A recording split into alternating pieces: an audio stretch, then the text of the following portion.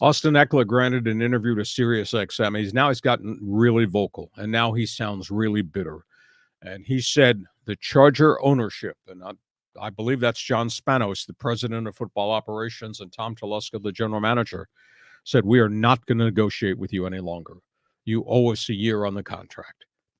End of conversation. So that means he plays the final year of the deal at $6.2 million.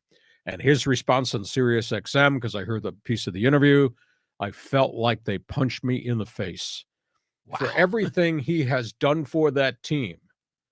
Last week, he went public and said, I'm feeling like they're giving me half my value. You know, guy's got 7,700 all-purpose yards in 5 years and all those touchdowns. And the reason the kid quarterback is so good is he's got a running back who can run it and they can catch a ton of balls out of the backfield. You take him out of the offense, it's not the same team. But they've indicated you owe us a year on the contract. You play at $6.2 million. I think what he has found, because his agent was given permission to call teams, his agent has found that nobody's interested in a $6 million running back because I think collectively the NFL has devalued that position. Nobody has traded for Derrick Henry. I mean, he's the big, tough guy running back, Tennessee Titans. He's making $6 million. So this is not good because it means the relationship with the Chargers front office, and to a degree, Brandon Staley, is really strained. Now, I don't think he'd ever dog it. I don't think he'd ever quit on him. You hope he never gets hurt. But suddenly, what was a pretty good relationship by a very productive young running back is no longer the same anymore.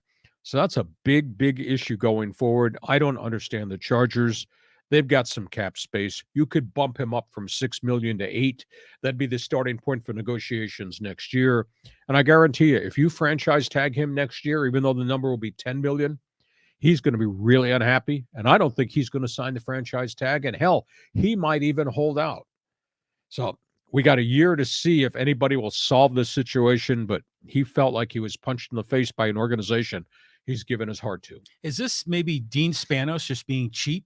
I mean, because we see other owners, I mean, talking about Seidler and the Padres that are so generous, you know, and if Ekeler is such a critical part of your offense, why wouldn't you reward him just to keep the team chemistry going? I mean, is Ekeler a bad character guy? Or No. Yeah. So why would you create this friction when you don't really need to? Yeah. Like I say, bump him. Take him up to $8 million. Hell, if you really want to pay him for what he's given you over 5 years, take him to $10 million, and that becomes the starting point next year. He's the 15th highest paid running back in the league. He's the third most productive running back in the entire league.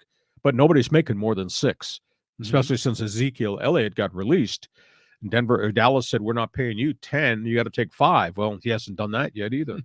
I just think it's a terrible way to do business for a really good player who's really become the focal point of everything you've done offensively. And I'll guarantee you, if you lost him opening day with a season-ending injury, you know how much trouble they would be in? Because they wouldn't have his productivity. Well, who do they have? Backups. That haven't done anything. I mean, you're not going to tell me Joshua Kelly is going to replace Austin Ekeler. You're not going to tell me Isaiah Spiller from Texas A&M, who hardly played at all last year, is replacing Austin Ekeler. Come on now. So a strange way to do business. I think they're creating, like you said, they're creating a monster problem for themselves. It should not need to be this way. Next topic.